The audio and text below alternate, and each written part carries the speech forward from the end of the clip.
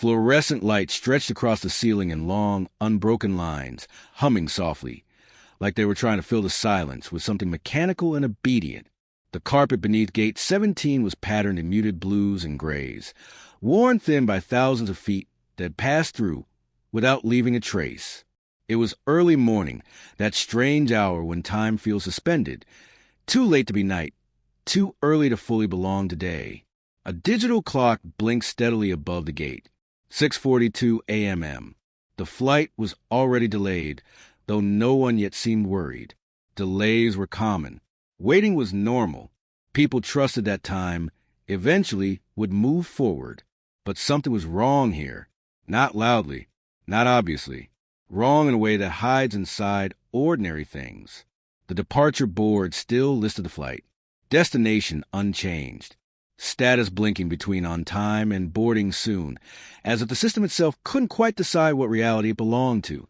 Beneath the screen, rows of empty chairs faced the gate desk. Some were pushed slightly out of alignment, as though people had stood up in a hurry. One seat held a folded newspaper, the headline already outdated. Another had a coffee cup, half full, the surface of the liquid now cold and perfectly still. No voices called out boarding groups. No passengers lined up. No footsteps approached. And yet, according to the system, several people were already here. Checked in. Accounted for. Real. That contradiction, the difference between what the records insisted and what the room revealed, was a first crack in the story. It didn't announce itself. It waited. At the gate desk, a stack of boarding passes sat neatly arranged, names printed in black ink, barcodes unscanned. The paper edges were crisp, untouched. Each one represented a person who had made plans, packed bags, told someone they'd be back soon. Each one suggested movement, intention, direction. None of them would be used. An announcement echoed distantly through the terminal, calling for passengers on another flight entirely. The sound bounced off glass walls and polished floors, then faded, leaving behind a deeper quiet. The kind of quiet that doesn't feel peaceful. It feels unfinished. If you had walked past Gate 17 that morning, you might not have noticed anything unusual. An empty gate wasn't suspicious. People miss flights every day. Plans changed. Mistakes happened. Airports were designed to absorb small failures without anyone stopping to think too hard about them. But this wasn't a small failure. This was a moment where something should have happened, and didn't. Somewhere nearby, security cameras kept recording. Their red indicator lights blinked faithfully, capturing hours of footage that would later be rewound, slowed down, examined frame by frame. Investigators would search those recordings for proof of movement. A person stepping into view, a bag rolling past, a face turning toward the gate. They would find nothing, not because the cameras malfunctioned, but because there was nothing to see. The absence was complete. At 6:58 a.m., the boarding time officially passed. A gate agent glanced at the screen, then at the empty chairs. She assumed the passengers were running late, maybe stuck in security, maybe grabbing food. She made a note. She waited. At 7:05 a.m., another glance, another pause. At 7:12 a.m., the first names were called over the intercom, one by one, carefully pronounced. Each name floated into the air, hung there briefly, then fell into silence. No replies, no footsteps, no raised hands. This was the moment when the story should have changed, when someone should have stopped and asked a harder question. Instead, the system moved forward. By 7:20 a.m., the plane pushed back from the gate. The jet bridge retracted. The aircraft taxied toward the runway, carrying dozens of passengers who would later swear they never noticed anything unusual. The flight was uneventful. It landed safely. People collected their bags and went on with their lives. Meanwhile, Gate 17 remained behind, empty, untouched, forgotten. Hours later, airport staff cleaned the area. The newspaper was thrown away, the coffee cup discarded, the chairs realigned. No one recorded these actions. No one thought to preserve the scene. Why would they? It was just another gate, just another day. But for the families who would soon start calling the airport, this space would become sacred ground. They would imagine their loved ones sitting here, waiting, watching the clock, standing up when boarding was announced, confusion turning into frustration, then into something harder to name. They would replay the possibilities endlessly, trying to insert their missing person back into the world at the last known moment. Did they stand at the gate and hesitate? Did they step away for just a minute? Did they hear the announcement and think they had more time? Or were they never here at all? That question, quiet, unsettling, would take decades to answer. In the official records, everything looked clean. Check-in times were logged. Luggage tags were printed. Security clearances were granted, according to the paperwork. These people had passed through the invisible thresholds that separate the public world from the restricted one. They hadn't simply vanished from the street. They disappeared from inside the system itself. And systems don't like that. In the days that followed, investigators would focus on what they could see. Timestamps, procedures, policies. They would overlook what couldn't be quantified.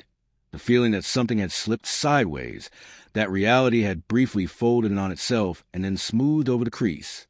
Because the most unsettling disappearances don't begin with chaos. They begin with normalcy. They begin with an empty gate that no one thinks to question. 36 years later, when people try to trace the origin of the mystery, they will return to this moment, to this quiet, unremarkable stretch of time where nothing dramatic happened. No alarm sounded. No screams echoed. No violence marked the air. Just a flight that left. And several people who never did. The truth did not announce itself that morning. It waited patiently, buried beneath routine and assumption, confident that no one would think to look too closely at what wasn't there. Not yet. The morning didn't feel like the beginning of a mystery. It felt like the beginning of 100 ordinary stories, all unfolding at once. Unaware they were about to be cut short, dawn crept slowly across the city, washing the streets in a pale, uncertain light. Kitchens hummed with the quiet sounds of routine. Coffee brewing, radios murmuring weather updates, suitcases dragged reluctantly across floors. People checked mirrors, locked doors, adjusted coats. They moved through their homes with the practiced efficiency of lives already in motion. None of them felt watched. None of them felt chosen. One of the passengers woke before his alarm. He lay there for a moment, staring at the ceiling, listening to the familiar breathing of the person beside him. He had rehearsed his goodbye in his head the night before, had promised himself he wouldn't linger. Trips like this were supposed to be forgettable. A few days away. A handshake. A return flight. He left a note on the kitchen counter anyway, folded neatly, saying nothing important, just enough to reassure, just enough to sound confident. Another passenger stood in front of a bathroom mirror, dabbing concealer beneath tired eyes. She had packed and repacked her bag 3 times, worried she was forgetting something essential. The truth was, she was trying not to think about why she was traveling at all. The reason sat heavy in her chest, unnamed. She told herself the flight would give her time to think, time to decide what came next. In a small apartment across town, a young couple argued in whispers, so they wouldn't wake the neighbors. It wasn't about anything serious. It never was. Stress, money, timing. One of them accused the other of being distant. The other stared at the floor, wishing the argument would pause long enough for them to explain how scared they felt. When the taxi arrived, the argument ended the way most do. Not with resolution, but with exhaustion.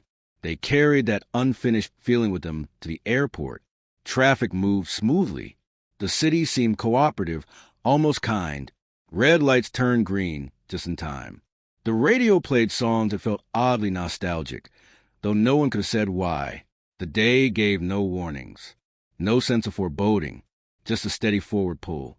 At the airport, the automatic doors slid open and closed with gentle indifference. People stepped inside and became part of the flow, rolling luggage, paper cups, overlapping conversations. The smell of coffee mixed with disinfectant.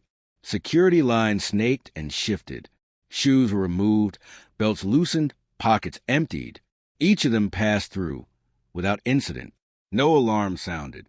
No bags were flagged. Faces were briefly examined, then waved through. Their identities were reduced to documents and images, then restored to them again. They gathered their belongings and moved on, Relieved, unremarkable, cleared. They checked their phones, sent messages. Just got through security. Boarding soon. Talk when I land. Small promises, casually made. At the gate, they sat among strangers who would later struggle to remember them at all. They took seats, shifted bags at their feet, glanced at the departure board. Some read, some stared into space. Some watched people walk past and wondered, briefly, about their lives. One passenger noticed the time and frowned. Another shrugged. Delays happened. Airports train people to accept uncertainty without question. It was easy that way. A woman stood up to buy a snack, telling the person beside her she'd be right back. She smiled when she said it. That smile would become a detail someone tried to recall years later, unsure if they were inventing it. Someone else stepped away to make a call, voice low, urgent. They turned their back to the gate, pressing fingers to one ear as if to hold the conversation in place. Whatever they heard on the other end made them pause, long enough for someone to wonder, briefly, if they were okay. They were seen. They were real. They existed here. This matters because later, people would question whether they had ever truly arrived at the airport at all, whether memories had blurred, whether grief had rewritten the past. But at this moment, they were simply people waiting for a flight, annoyed by the chairs, distracted by their thoughts, unaware they were standing at the edge of a story that would erase them. The gate agent arrived and set down her bag. She powered up the computer. The screen glowed to life, listing names she would soon call out. She recognized none of them. Why would she? Faces passed through her life like weather. She did her job carefully, kindly, without knowing she was about to become part of a question that would follow her for decades. The boarding passes were printed. Each one slid out with a soft mechanical sound, as if the machine were exhaling. The agent stacked them neatly, tapping the edges against the counter. Everything about the process was clean, official, final. Somewhere nearby, a television played the morning news. Headlines scrolled past about politics, weather, things that would soon feel very far away from this place. No one paid much attention. Lives felt manageable in this moment. Problems felt solvable. Time moved forward, as it always did. The final boarding announcement approached, but the urgency it was meant to carry never fully arrived. There was no rush to the gate, no cluster of people standing up at once. Instead, there were small movements, individuals rising, someone adjusting a strap, someone checking their ticket again, just to be sure. Then, gradually, the chairs began to empty, not all at once, not dramatically, one by one. No one noticed the pattern forming. This is the part of the story that resists explanation, not because it's unbelievable, but because it's so unremarkable. People left the gate area for reasons that made sense in the moment. To use the restroom, to grab food, to stretch, to make a call. Each decision, isolated, harmless, but they did not return. And the morning, still gentle and bright, did not pause to acknowledge that something irreversible had begun. Later, when investigators tried to reconstruct these hours, they would find gaps where certainty should have been, timelines that almost lined up, witnesses who were confident about everything except the moment that mattered most. No one could say exactly when the gate became empty, only that, at some point, it was. The passengers had not rushed, had not panicked, had not behaved like people about to disappear. They had behaved like people who believed completely in the future. That belief, quiet, unguarded, was the last thing they carried with them as the morning moved on without them. And somewhere between the routine of departure and the promise of arrival, they stepped out of the story everyone else continued to live. By the time a flight reaches that stage, all the difficult decisions have already been made. Tickets purchased, bags packed, security cleared. Boarding is just a matter of moving bodies from one side of the threshold to another. A short walk, a scanned barcode, a nod from a gate agent. Proof that the plan is working. That morning, the plan stalled without anyone realizing it. The boarding time appeared on the screen above gate 17 in bold, reassuring letters. A soft chime sounded to the terminal, followed by the familiar announcement inviting passengers to prepare. It was the kind of message people half heard, absorbed through habit rather than attention. Those seated nearby shifted forward slightly, instinctively readying themselves. But no one stood up. The gate agent waited a few seconds longer than usual, eyes moving from the screen to the empty space in front of her. She assumed people were gathering their things, that the line would form any moment. Airports taught patience through repetition. Nothing about this pause felt alarming, yet she cleared her throat and made the first boarding call. A name echoed to the speakers, pronounced carefully, professionally. The sound drifted outward, mingling with other announcements, then settled into background noise of the terminal. She waited 10 seconds. 20. She glanced toward the seating area, expecting someone to look up, apologize, move forward. No one did. She called the next name, and then another. Each name landed the same way, without response. No footsteps approached. No hands were raised. No voices answered back with hurried explanations or last-minute requests. The gate agent's posture shifted, slightly straighter, slightly more alert. She leaned closer to the microphone, repeating the names with clearer emphasis, as if volume alone might summon people into existence. She checked the screen again. The system insisted the passengers were checked in, cleared, present. The space in front of her insisted otherwise.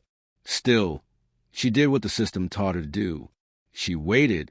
Minutes passed with a peculiar slowness. Time didn't stop, but it stretched, thinning out until every second felt exposed. Other passengers walked past the gate, glancing briefly at the empty chairs before continuing on. Somewhere down the terminal, laughter erupted and faded. Life moved on around this small, unnoticed malfunction. At 7:05 a.m., the agent picked up the phone and called operations. Her voice was calm, slightly puzzled, the way someone sounds when reporting something inconvenient rather than alarming. She explained the situation. No-show passengers. Multiple names. No one responding. The response on the other end was brief. Standard. Wait a few more minutes. People run late. Clear the standby list if necessary. Keep the schedule moving. Schedules mattered. Airports were not designed to stop for uncertainty. They were designed to absorb it, compress it, smooth it over. At 7:10 a.m., the final call went out. This time, the agent added something extra to her tone, a note of urgency, a hint of warning. She announced that the gate would close shortly, that passengers needed to present themselves immediately. The words carried weight, but only if someone was there to hear them. The chairs remained empty. This was the moment when the absence crossed a threshold, when it stopped being mildly unusual and became something harder to ignore. The agent stood up, scanning the area, as if the missing passengers might be standing just out of view, clustered around a pillar or distracted by a nearby shop. She walked a few steps away from the desk, looking down the corridor. Nothing. She returned to her station and checked the baggage information. Some bags had been checked, tagged, routed. According to the system, they were already moving beneath the terminal, traveling along conveyor belts toward a plane their owners were not boarding. That detail will become important later. At the time, it was just another discrepancy to log. By 7:18 a.m., the decision was made. The flight could not wait any longer. The delay had already stretched past what was considered acceptable. The missing passengers were marked as no-shows, their seats reassigned, their boarding passes invalidated with a few keystrokes. The gate agent performed these actions with the same care she applied to every task. She didn't hesitate. She didn't feel guilt. She followed procedure. The system clicked back into alignment. The jet bridge began to retract. A low mechanical hum filled the air as the physical connection between terminal and aircraft slowly pulled away. It was a sound few people noticed, but it marked something final. Once the bridge moved, there was no easy way back. From inside the plane, passengers watched ground crew through small oval windows. Some closed their eyes. Some adjusted their seats. No one knew they were sealing the end of a story they would never hear about. At 7:24 a.m., the plane pushed back from the gate. Gate 17 was officially cleared. The agent shut down her screen and gathered the unused boarding passes. She stacked them neatly, placed them in a tray, and set them aside for processing. Paperwork to be filed, records to be stored, evidence, though no one would call it that yet. Later, when questions were asked, people would want to know why the flight left without them, why the process continued when something so obviously wrong was happening. The answer would always circle back to the same idea. Nothing was obviously wrong. No alarms went off. No one ran up to the gate shouting. No distressed family members arrived demanding answers. Just names called into the air and silence, answering back. In the hours that followed, airport staff moved through Gate 17 as if nothing of consequence had occurred. Cleaning crews straightened chairs. Maintenance checked lights. New passengers arrived for a later flight, filling the space with new conversations, new frustrations, new departures. The empty space where the missing passenger should have been was quickly overwritten. It wasn't until the first phone call came in that the morning began to unravel. A voice on the other end of the line asked a simple question. Did the flight depart? The answer was yes. Then another question. Why wasn't my husband on it? That was when the moment that never happened began to demand attention. When the absence that had been smoothed over by procedure suddenly felt sharp, jagged, impossible to ignore. Investigators would later say the disappearance didn't happen at the gate. It happened in the gap between assumption and verification, in the space where everyone believed someone else was paying attention. Boarding, the simplest part of travel, became the place where reality quietly failed. And once the plane was gone, there was no way to rewind the morning and watch more closely. All that remained were records that said the passengers had been there, and a gate that insisted they hadn't. By mid-morning, the word missing still hadn't entered any official conversation. What existed instead were softer terms, delayed, misdirected, unaccounted for, language that suggested order, not alarm. The airport had protocols for this kind of thing, and those protocols were activated with practice calm. A supervisor arrived at Gate 17, carrying a clipboard and a tone that implied control. She listened, nodded, asked routine questions. When were the names called? How long was the wait? Were announcements clear? Each answer was written down, contained within tidy boxes, on a form that had been used many times before. The gate agent replayed the morning aloud, already second-guessing small details. Did she wait long enough? Had she checked the corridor thoroughly? Her uncertainty was met with reassurance. People miss flights every day. People wander. People make mistakes. The assumption was simple and comforting. The passengers had failed the system, not the other way around. Security was contacted next. Cameras were checked, not with urgency, but with curiosity. The footage showed what everyone expected to see. People walking, bags rolling, 1,000 moments that blended into one another. Investigators fast-forwarded through hours of tape, stopping occasionally, rewinding, zooming in on faces that looked almost familiar. Almost. The names were cross-checked against security logs. Each one had passed through. Each one had been cleared. This detail was acknowledged, then quietly set aside. It didn't fit the prevailing theory, which still rested on human error rather than disappearance. Maybe they exited the secured area. Maybe they changed their minds. Maybe they boarded the wrong flight. These possibilities were spoken aloud, gaining weight simply by being said. Once an idea was voiced by someone in authority, it took on a solidity that facts alone struggled to compete with. Phones rang. At first, the calls came from other departments, baggage handling, operations, airline offices trying to reconcile passenger counts. Then came the families. The first call was short, polite, a wife asking if there had been a delay, if her husband might have been rebooked without notice. She assumed there was an explanation. The person on the other end of the line assumed the same. The second call carried more tension. A mother whose daughter hadn't landed, whose phone went straight to voicemail. She was told to wait. Flights were late sometimes. Connections were missed. The third call ended in tears. Still, no one said the word. Instead, a small search began, not for people, but for reassurance. Airport staff walked the terminal, checking restrooms, food courts, smoking areas. They asked questions that were carefully phrased to avoid panic. Did you see someone matching this description? Did anyone seem lost? Most people shook their heads apologetically. Airports were full of faces.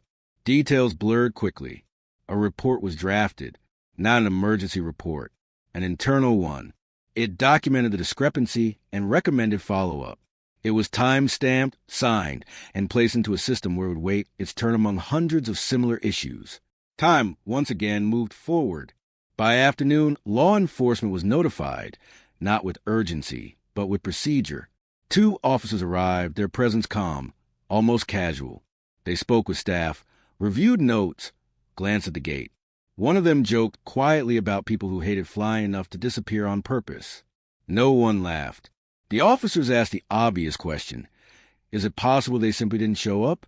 The answer was yes. It was always yes. Because possibility, unlike certainty, required no action.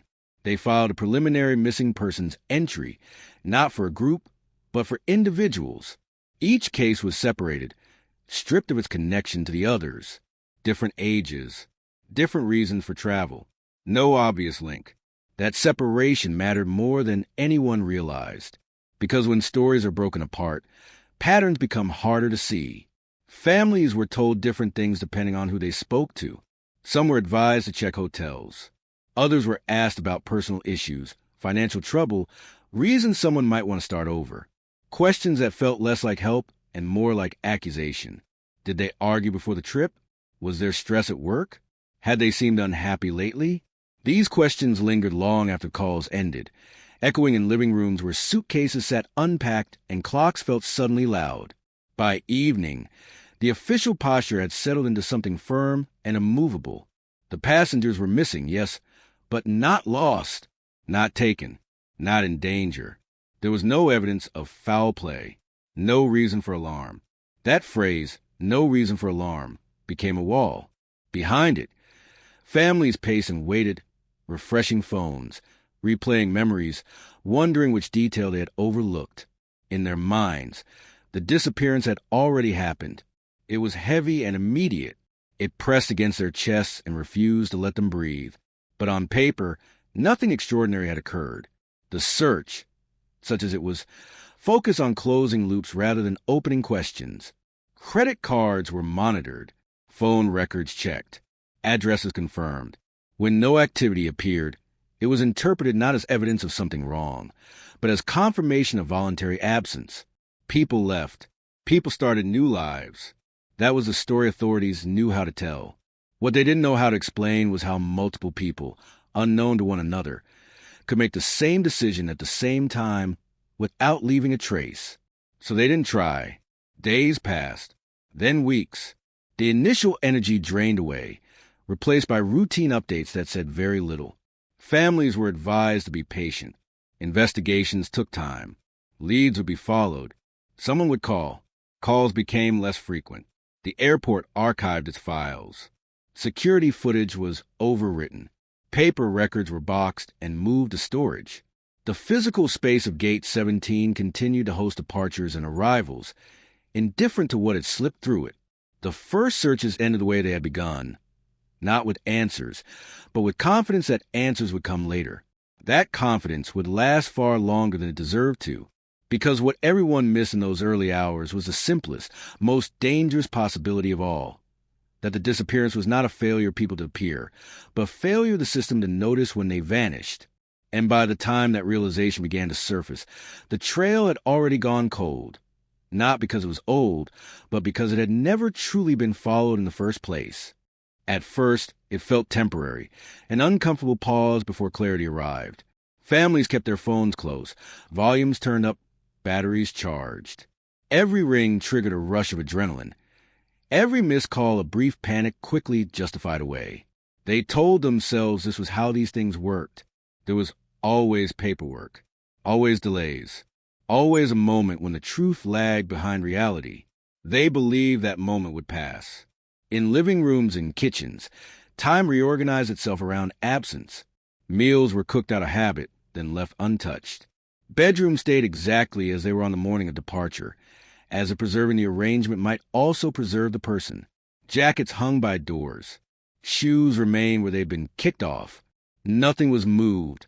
Not because it was sacred, but because moving it felt like admitting something no one was ready to say out loud. The first week was filled with conversations. Calls to airports, calls to airlines, calls to police departments that didn't quite know what to do with a disappearance that crossed jurisdictions but lacked drama. Each call required retelling the story from the beginning, repeating names, dates, clothing descriptions. With every repetition, the story felt less real, as if saying it too often might wear it down. Some families made lists, possible explanations, places to check, people to contact. Others avoided lists entirely, afraid that writing things down would make the situation permanent. Sleep became unreliable. Nights were spent staring at ceilings, replaying final conversations. Words were dissected for hidden meanings that hadn't existed at the time. See you soon. I'll call when I land. Phrases that had once been comforting now felt cruel in their certainty. Weeks passed. The world did not stop. Neighbors went to work. Children went to school. News cycles moved on to louder tragedies. The disappearance failed to hold public attention because it lacked spectacle. No crash, no wreckage, no images to broadcast on a loop. Just people who had stepped out of their lives without explanation. That made the waiting lonelier. Authorities checked in occasionally, their voices increasingly measured, increasingly distant. They spoke in cautious language, careful not to promise anything they couldn't deliver. Investigations were ongoing. Leads were limited. Resources were finite. Hope, they said, should be balanced with realism. Realism felt like an accusation. As months stretched on, the waiting changed texture. It hardened. The initial shock softened into something duller but heavier, a constant pressure that sat behind every moment. People learned how to function around it. They returned to work. They laughed at jokes and felt guilty for doing so. They learned to answer the question, "How are you?" with something vague and noncommittal. "I'm managing." Managing meant learning how to exist in a state with no ending. Birthdays passed. Holidays arrived and left again. Empty chairs became unavoidable symbols. Some families set places anyway, unable to bear the finality of leaving them out. Others avoided gatherings altogether, choosing isolation over explanation. Friends tried to help. They offered reassurances at first. They'll turn up. These things happen. Later, they offered distractions. Dinners, movies, invitations that were kindly meant but often declined. Over time, the calls came less often, not out of cruelty, but fatigue. Disappearances are uncomfortable. They don't fit neatly into conversation. Grief without proof makes people uneasy. In private moments, doubts crept in. Had they missed a sign? Had they misunderstood something important? The questions turned inward, sharp and persistent. It was easier to blame oneself than to accept that the world could simply swallow people whole. Some families held on to hope fiercely, refusing to let go of even the smallest possibility. They searched online forums late into the night, reading stories of people found years later. They memorized statistics that favored survival. They kept bags packed, just in case a phone call came that required immediate travel. Others began to prepare for a different reality, though they never said so aloud. They consulted lawyers quietly. They asked about timelines. What happened to bank accounts? Mortgages? Legal status? These conversations felt like betrayals, conducted in hushed tones, followed by waves of shame. The absence fractured families in subtle ways. Spouses argued about what to believe. Parents disagreed about how long hope should be maintained. Siblings drifted apart, each coping differently, each convinced the other was doing it wrong. The missing person became both a shared center and a fault line. Media interest flickered briefly, then faded. A short article here, a local segment there. The story was too strange to pursue without new information, too quiet to compete with louder news. Without images, without updates, it slipped out of public consciousness. But it never slipped out of the lives it touched. By the end of the first year, the waiting had become institutionalized. Case files gathered dust. Investigators were reassigned. Calls from families were answered politely but rarely returned. The disappearance was no longer urgent. It was unresolved. That distinction mattered. Unresolved meant open-ended. It meant no one was actively looking, but no one had officially stopped either. The case existed in a limbo that mirrored the emotional state of those left behind. Some families marked the anniversary privately. Candles were lit. Letters were written and never sent. Names were spoken aloud just to hear them again. Others avoided the date entirely, refusing to give it power. Everyone waited in their own way. Years later, people would ask how they survived that time. The answer was never dramatic. They survived because there was no alternative. Because life continued whether they participated fully or not. Because hope, even when painful, felt safer than despair. But beneath all of it was a quiet, gnawing truth. Waiting was changing them. It altered how they trusted, how they planned, how they understood the world. The disappearance taught them that certainty was fragile, that systems could fail silently, that people could vanish not with a scream, but with a shrug. And still they waited, because as long as there was no ending, there was no permission to stop. The long years stretched into many, each one layering itself on top of the last. The waiting never ended. It simply learned how to blend in, becoming part of the background of their lives, like a low, constant hum they could never quite tune out. Somewhere, locked away in storage rooms and forgotten databases, the truth sat quietly, untouched. And the people who waited had no way of knowing just how close, and how impossibly far away it really was. They arrived slowly at first, almost apologetically, as if unsure whether they were welcome. A suggestion offered over a kitchen table. A rumor overheard in a hallway. A late-night phone call that began with, "I don't know if this means anything," but each story carried the same fragile promise. Maybe this explains it. Maybe this makes it bearable. The earliest theories were gentle, a misconnection, a clerical error that sent them on to another flight, a misunderstanding that would be cleared up any day now. Families clung to these explanations because they preserved the idea of safety. They implied the world was still mostly functional, that the disappearance was a misunderstanding rather than a rupture. But as months turned into years, those explanations thinned out, worn down by repetition and lack of proof. In their place, darker possibilities crept in. Someone claimed to have seen one of the missing passengers in another city. The sighting was vague, too vague to verify, too specific to dismiss entirely. A man matching the description, boarding a bus, head down, moving quickly. By the time the tip was followed up, the trail was gone. Still, the idea lingered. If one person was alive, then maybe all of them were. Another story suggested something deliberate, a coordinated disappearance. People starting over, leaving old lives behind. It was a theory that appealed to outsiders more than families.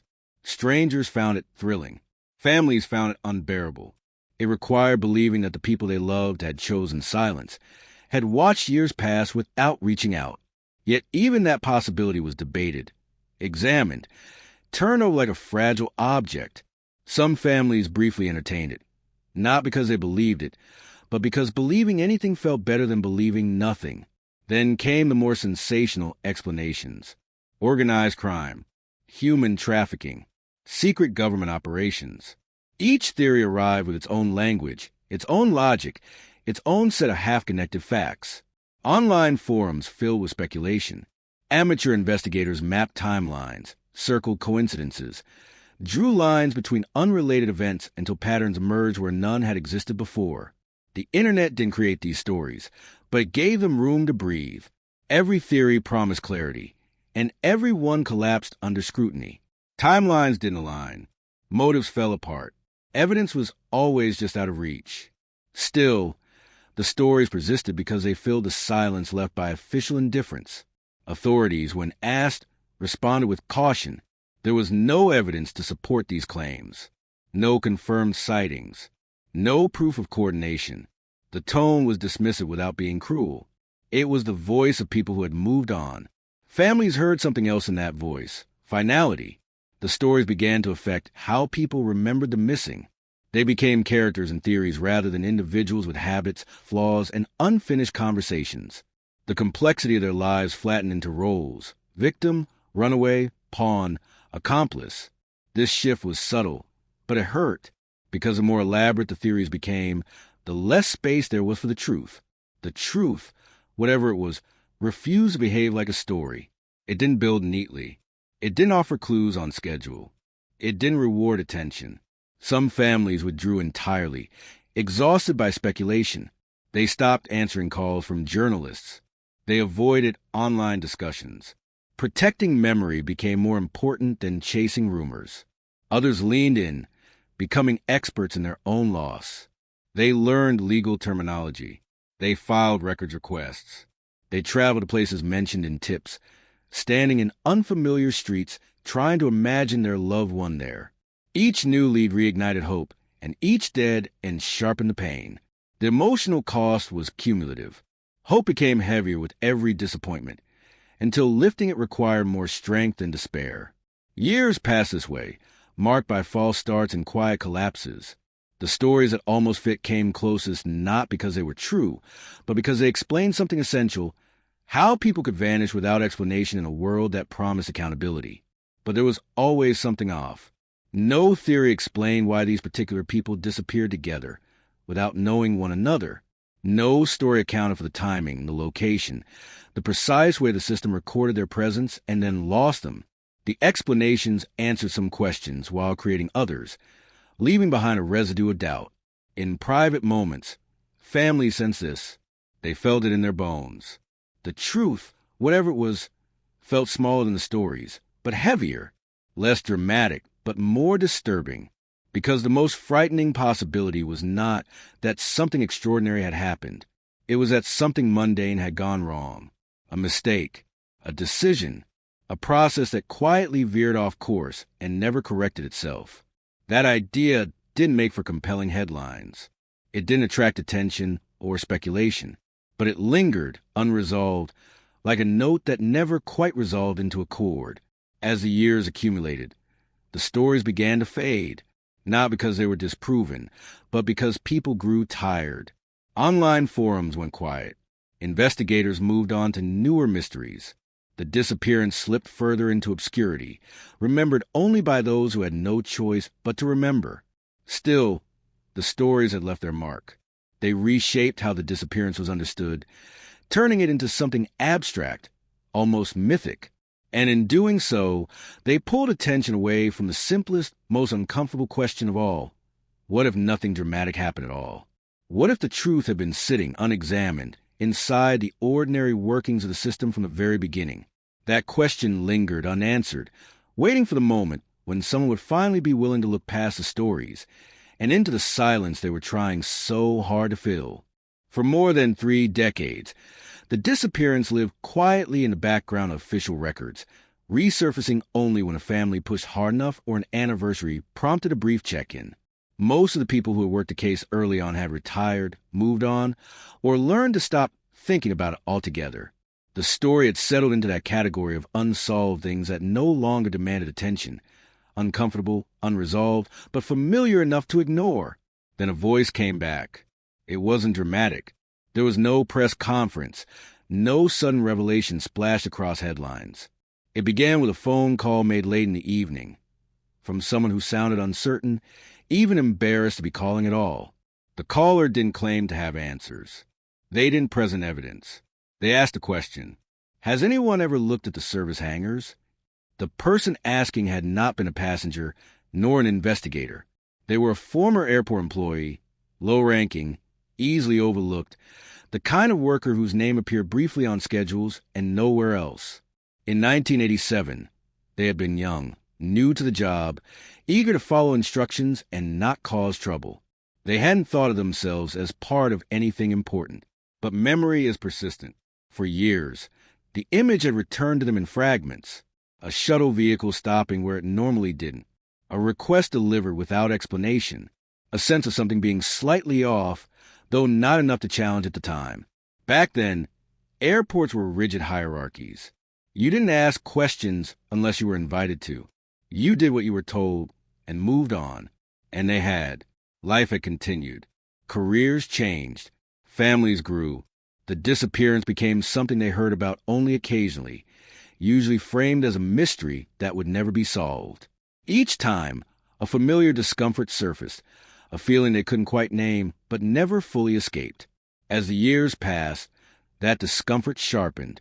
It became harder to dismiss as coincidence, harder to push aside with logic, especially as public conversations about accountability shifted, and the idea that systems could fail silently became harder to ignore. So they called. The person who took the call didn't know what to do with it at first. Tips came in all the time, most of them vague, speculative, rooted in rumor. This one was different, not because it was more detailed, but because it was restrained. The caller spoke slowly, choosing words carefully, as if afraid of saying too much. They didn't remember faces. They didn't remember names. What they remembered was procedure and the moment it bent. They described a morning when normal routes were altered without explanation. A shuttle sent to a maintenance area instead of its usual path. Passengers instructed to wait somewhere that wasn't a gate. No paperwork exchanged. No announcements made. At the time, it had felt unimportant. Now it felt unbearable. The tip sat quietly in a file for weeks before anyone acted on it. Not out of disbelief, but inertia. Reopening old cases required resources, approval, justification. It required someone to believe that this small, uncertain memory was worth the risk of being wrong. Eventually, someone did. A review was ordered, not public, not formal. Just a quiet re-examination of archived maps, personnel logs, maintenance schedules from a year the disappearance occurred. Names were cross-referenced, locations compared. Areas that had never been searched were circled in red. One of them stood out, a hangar on the edge of the property, decommissioned shortly after the disappearance and repurposed several times over the decades. It hadn't been considered relevant at the time. Maintenance spaces rarely were. They existed outside the passenger narrative, behind locked doors and restricted access. But they were part of the system. The realization landed slowly, not as a breakthrough, but as a shift in perspective. What if the disappearance hadn't happened in public view at all? What if it had occurred somewhere deliberately removed from it? The former employee was contacted again, this time with more questions. They hesitated. The act of remembering came with a cost. Each detail pulled loose carried with it years of suppressed doubt. They worried about consequences, about blame, about being told, too late, that they should have spoken sooner. But they spoke anyway. Their voice shook when they described the feeling of that day, the way it lingered unresolved, even as everything else faded. They hadn't known what they were seeing, only that it didn't match what they'd been trained to expect. That mismatch had stayed with them. When families were notified that the case was being revisited, reactions were mixed. Some felt a cautious surge of hope. They had trained themselves not to feel anymore. Others were angry. Why now? Why after so long? Why had it taken a single, hesitant voice to reopen something so devastating? There were no good answers.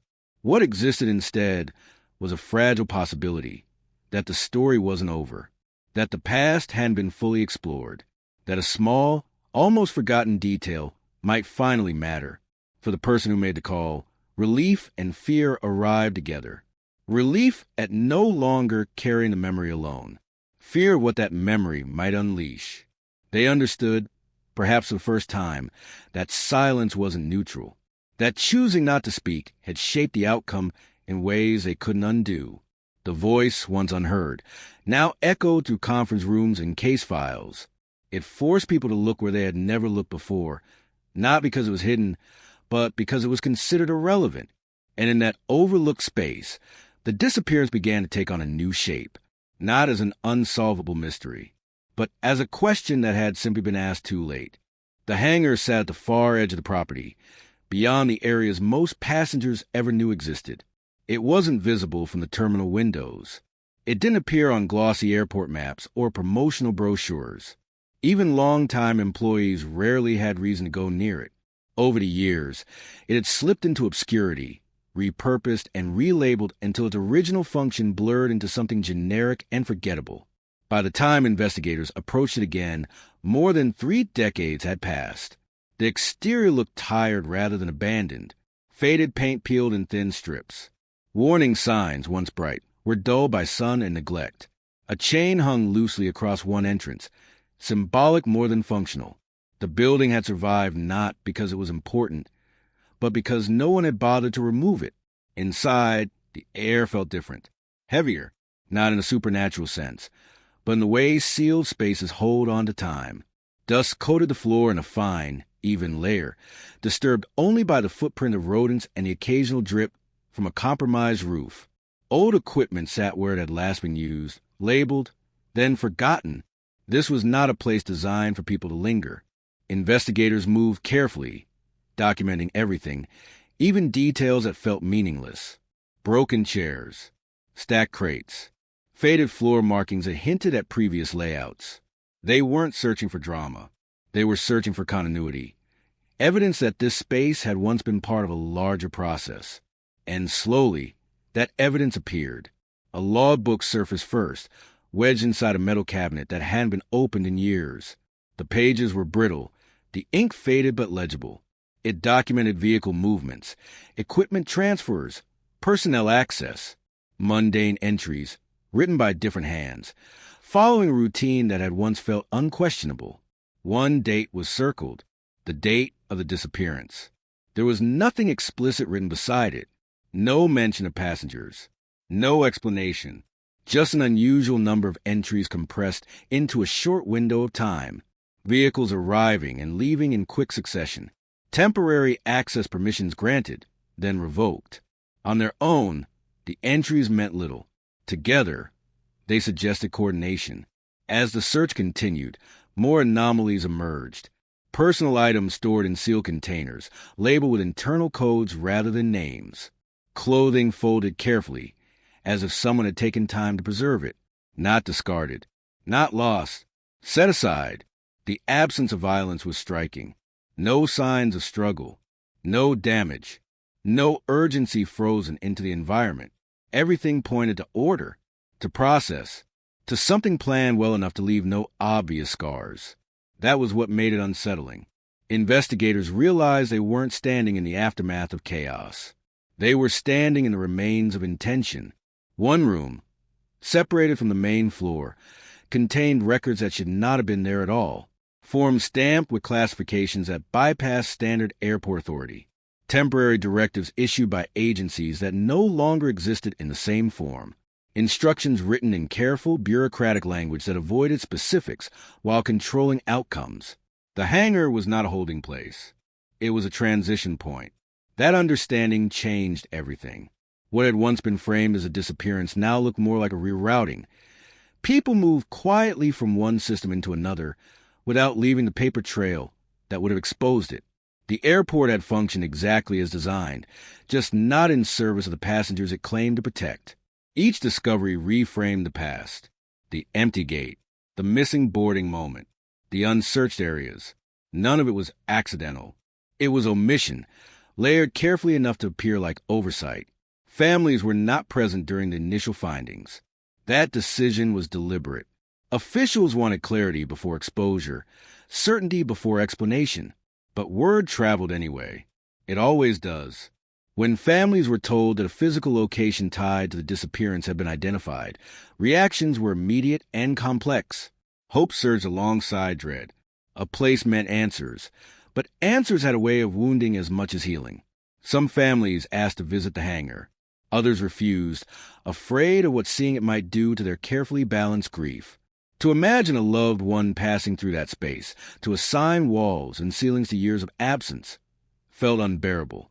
Investigators continued working, piecing together fragments of a process that had been designed not to be noticed. The hangar had existed in a blind spot between departments. Its oversight fractured just enough to allow something extraordinary to pass as routine. The most chilling realization came quietly without announcement. Nothing in the hangar had been hidden particularly well. It had simply never been looked for. That truth hung heavy in the air as documentation was photographed, cataloged, sealed. The hangar had not been forgotten. It had been deemed unimportant. And in that judgment, something irreversible had occurred. The building itself offered no emotional release, no dramatic reveal, just a slow accumulation of evidence that pointed away from mystery and towards something far more disturbing: competence without accountability. When investigators finally stepped back into daylight, the contrast was jarring. The airport beyond the fence buzzed with activity. Flights departed and arrived. People hurried, laughed, complained. The world continued to trust a system that had failed so quietly all those years ago. Behind them, the hangar stood unchanged, a silent witness to a truth that had waited decades not because it was buried deep, but because it had been standing in plain sight, ignored.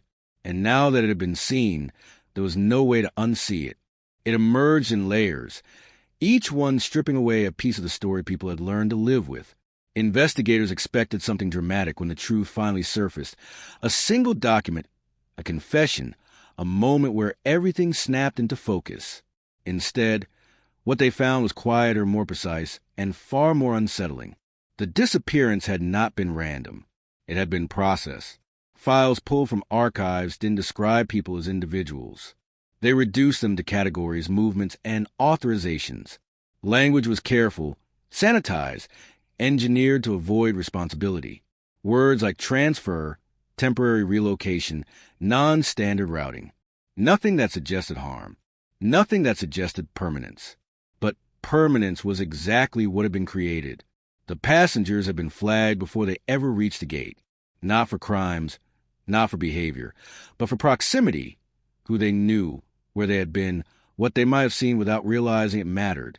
They were not targets in the traditional sense. They were liabilities. The system had identified them quietly and moved just as quietly to remove them from circulation. What happened next was not improvisation.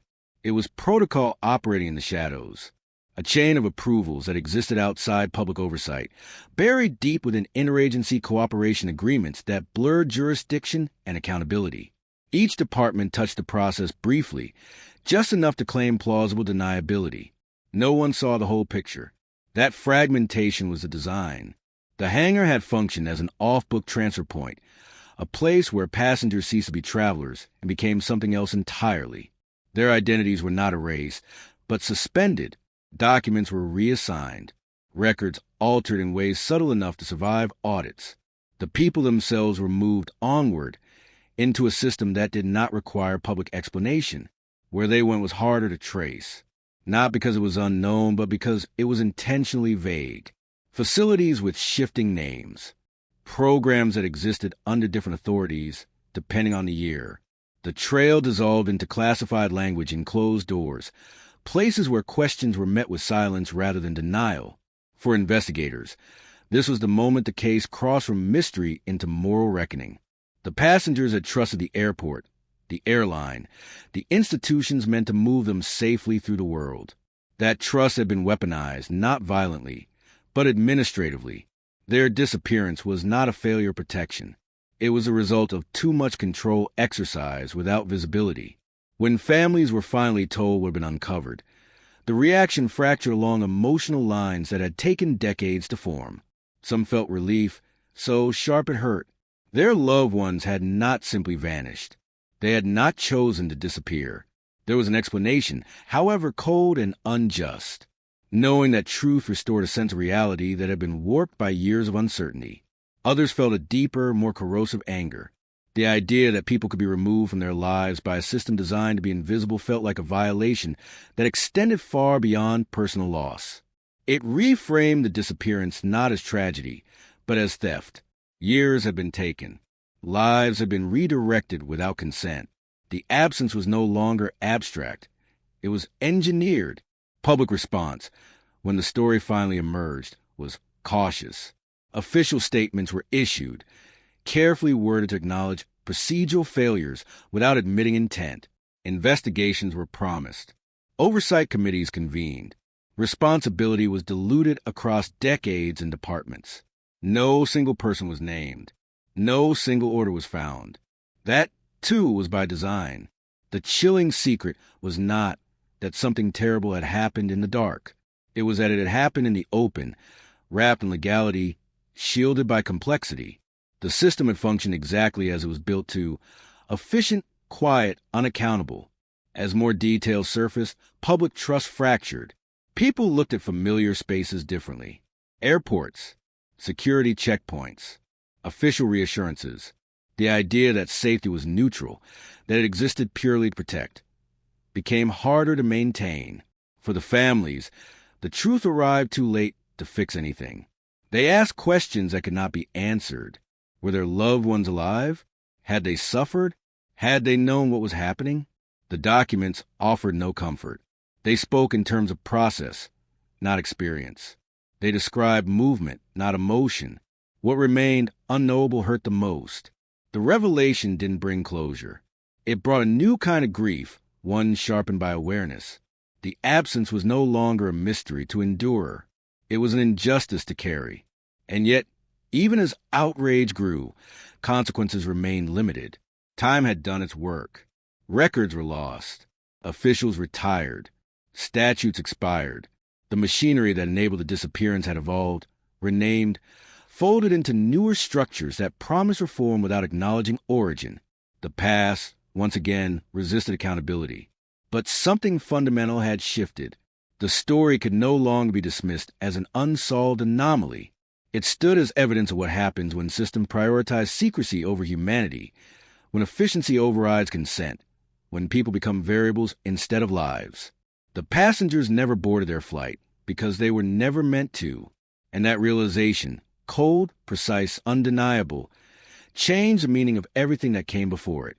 The mystery was solved. The cost, however, was still being counted.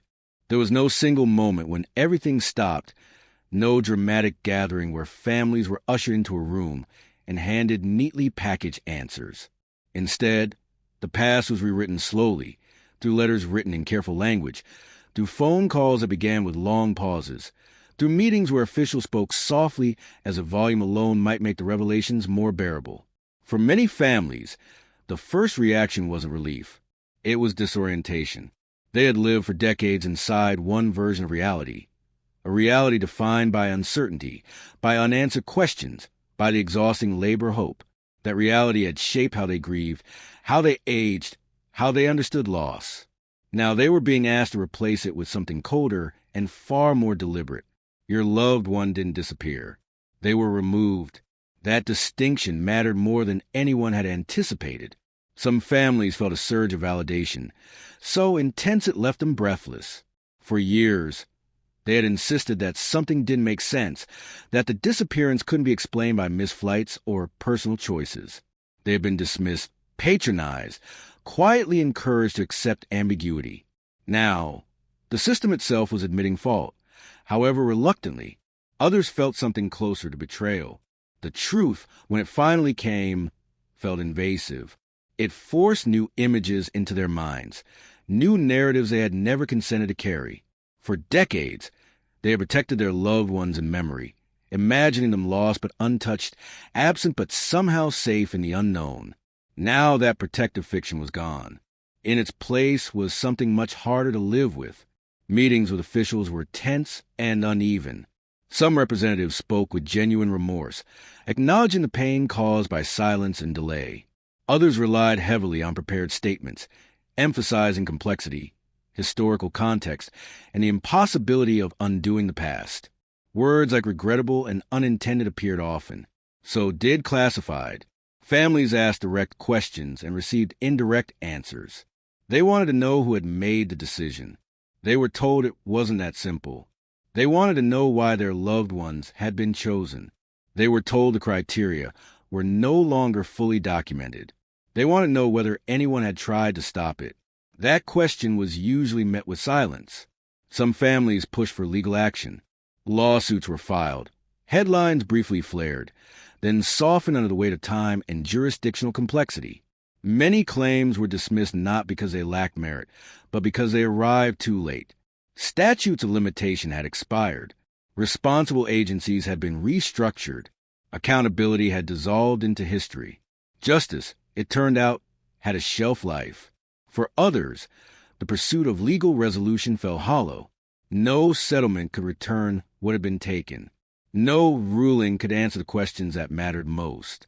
They chose instead to focus on recognition, on making sure the story was told accurately, publicly, without euphemism. They wanted the world to know that this had happened. Public apologies were eventually issued. They were broadcast, transcribed, archived. They acknowledged failure, promised reform, expressed sympathy. They stopped short of naming intent. They stopped short of admitting design. The language was careful, too careful. Families watched these statements with mixed emotions. Some felt seen for the first time. Others heard only the limits of what was being said, the edges of truth, carefully sanded down to avoid legal consequence. The rewriting of the past extended beyond official channels. Journalists revisited old articles, correcting assumptions that had hardened into fact. Historians began to include the case in broader discussions about institutional secrecy and the human cost of administrative power. The disappearance was no longer a footnote. It became a case study. For the families, this reframing was both empowering and painful. Their personal loss was now part of a larger narrative, cited in academic papers, discussed in classrooms, debated on panels. It meant the story would endure, but it also meant it no longer belonged solely to them. Some embraced that visibility, speaking publicly, giving interviews, attaching faces and voices to what had once been abstract. Others retreated, overwhelmed by the renewed attention, exhausted by the expectation to perform their grief for public consumption. There was no right way to respond. Privately, the emotional reckoning was far more complex. Grief, once suspended, shifted shape. The long years of not knowing had kept certain feelings at bay. Anger, now validated, surged to the surface. So did sorrow of a different kind. The sorrow of realizing that even if answers had come sooner, the outcome might never have changed. Many struggled with regret. What if they had pushed harder? What if they had refused to accept early reassurances? What if they had known where to look? These questions, though unfair, found fertile ground in minds already trained to revisit the past relentlessly. Therapists would later say that ambiguous loss creates its own form of trauma, one that resists closure even when facts are finally revealed. The truth did not replace uncertainty. It complicated it. Some families found a measure of peace in knowing their loved ones had not chosen to leave. That knowledge restored a sense of connection that had been eroded by doubt. It allowed them to speak names without wondering whether silence had been intentional. Others found no comfort at all. The idea that a system could reach into ordinary lives and remove people without consequence felt like an ongoing threat, not a historical wrong. It undermined their faith in safety, in governance, in the idea that the past was truly past. The rewriting of the story also forced institutions to confront their own histories. Internal reviews were conducted, policies were revised, oversight mechanisms were strengthened and showcased as evidence of progress. But reform, while necessary, felt insufficient, because reform acknowledged the future while leaving the past intact. For many, the hardest part was accepting that there would be no final reckoning, no courtroom moment where responsibility was clearly assigned, no names etched into accountability. The system that had enabled the disappearance had been too diffuse, too careful, too insulated to ever be fully held to account. That realization carried its own grief. In the end, families were left to create their own forms of closure. Some established memorials, not graves, but markers, spaces where absence could be acknowledged without explanation. Others wrote letters to their missing loved ones, finally allowing themselves to speak in the past tense, even if it felt like a betrayal. Life moved forward unevenly. Children grew up. Parents aged. Some passed away without ever fully reconciling the truth. The disappearance became something that existed alongside everyday life rather than interrupting it, a scar rather than a wound. And yet, something fundamental had changed. The story could no longer be dismissed, forgotten, or simplified. It had been named for what it was.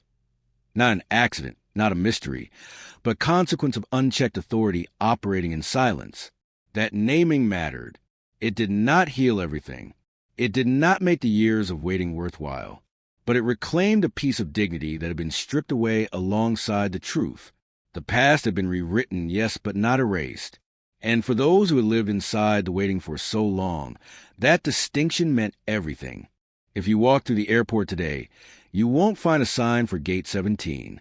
Renovations have reshaped the terminal again and again, sanding down the past until it fits the needs of the present. Walls have been moved, numbers reassigned, the carpet replaced with something brighter, easier to clean. Travelers move through the space without hesitation, dragging suitcases, checking phones. trusting the rhythm of departure and arrival. No plaque marks what happened here. No sign asks you to remember. And yet, for those who know the story, the absence is unmistakable. It lingers not in what you can see, but in what you sense. The faint unease that comes from knowing something once failed here without consequence. The understanding that systems don't need to collapse to cause harm. They only need to proceed uninterrupted. People still wait in this terminal every day. They sit in rows of chairs that look identical to the ones that came before, their lives temporarily reduced to carry-ons and boarding groups. They make calls. They send messages. They promise to talk when they land. They believe they will land. That belief is the quiet inheritance of every traveler, passed down through repetition and trust. It's the assumption that the infrastructure surrounding them is neutral, protective, designed with their safety in mind. That assumption survived this story, but not unchanged. For the families, time has done what truth could not. It has created distance without providing relief. Decades later, they still return to that morning. Not because they want to, but because memory has learned the route too well. The details remain sharp in ways that surprise them. The sound of a voice on the phone, the way the light looked through a window, the exact words of final goodbye. Those moments have become fixed points, anchoring everything that came after. Some families visit the airport occasionally, though they rarely admit it to anyone. They sit in cafes, watching strangers pass through security, wondering how many of them understand how fragile certainty can be. They don't expect answers anymore. They're not searching. They're bearing witness. Others avoid the place entirely. Airports have become unbearable, too loud, too full of promise. The act of watching planes take off feels like an accusation, a reminder of what was supposed to happen and didn't. Both responses are acts of survival. The story, now public, has taken on a life of its own. It's discussed in documentaries, podcasts, articles framed by hindsight. Analysts debate policy failures and ethical boundaries. Commentators argue over whether such a thing could happen again, whether safeguards are sufficient, whether lessons were truly learned. These discussions matter, but they don't reach everyone. Most people who pass through the airport will never hear this story. And maybe that's the most unsettling part. Not that the truth was hidden, but that it no longer requires hiding. It can exist openly, archived and acknowledged, without disrupting the trust that keeps the system running. Silence, it turns out, is resilient. The hangar has since been sealed, its contents cataloged and stored. It no longer functions as a space of transition, but its legacy remains, a reminder that places don't have to be secret to be dangerous. They only have to be overlooked. Investigators involved in the case have spoken privately about how it changed them, how it altered their understanding of responsibility. Many describe a lingering discomfort with the idea of procedure, with how easily harm can be justified when no single person feels accountable. They talk about moments they wish they could revisit, questions they wish they had asked sooner. They understand now that in complex systems, harm doesn't always arrive wearing the face of malice. Sometimes it arrives wearing a badge and carrying a clipboard. For the families, the ending is not an ending at all. There was no reunion, no confirmation that could fully answer the most human questions. Were they afraid? Did they understand what was happening? Did they think of home? Those answers remain unreachable, sealed behind decisions made by people who never had to explain them. Instead, families have learned to live with a different kind of closure, one that doesn't resolve but settles, one that accepts that some truths come too late to heal, but too early to forget. They have learned how to hold two realities at once, that the mystery is solved and that the loss is not. Memory has become an act of resistance. They remember names deliberately, speaking them aloud in rooms where no one else recognizes them. They tell the story not to shock, but to insist that these were not abstractions or case numbers. They were people with habits and tempers and unfinished plans. People who trusted the ordinary. Every year, on the anniversary of the disappearance, some families pause. They don't always gather. They don't always mark the date publicly, but they notice it. Time has taught them to carry grief quietly, to let it exist without explanation. The world has moved on. It always does. Flights depart on schedule. Systems are upgraded. Policies are revised. Trust is restored, not because it was earned, but because it is necessary. To question it constantly would make everyday life impossible. And yet, beneath that necessity lies a truth this story refuses to let go of. What happened here did not require chaos. It required coordination. It required silence. It required belief that no one would ever look too closely at what didn't happen. The passengers never boarded their flight, and for years, that fact was treated as an anomaly, a glitch, an unsolved riddle. Now it stands as something else entirely. Evidence of how easily absence can be engineered, how seamlessly people can be removed from the narrative of the world. The gate is gone.